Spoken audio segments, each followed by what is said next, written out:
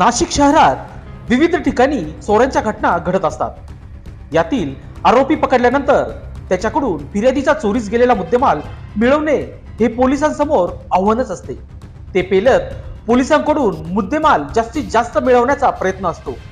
मुद्देमाल मिळवल्यानंतर तो फिर्यादीपर्यंत पोहोचण्यासाठी मुद्देमाल वाटप कार्यक्रम घेण्यात येतो. दिनांक 31 रोजी झालेल्या सातपूर पोलीस ठाण्यात पत्रकार परिषदेत 1,25,000 रुपयांचा मुद्देमाल फिर्यादींना सन्मानपूर्वक परत करण्यात आला. सातपूर पोलीस ठाणे परिसरात नवनिर्वाचित वरिष्ठ पोलीस निरीक्षक रणजित नलवडे यांच्या उपस्थितीत पार पडला. यावेळी सातपूर पोलीस ठाण्याचे वरिष्ठ पोलीस निरीक्षक रणजित नलवडे, पोलीस उपनिरीक्षक बाळासाहेब वाघ, सहाय्यक पोलीस उपनिरीक्षक सुनील आहिरे, पोलीस हवालदार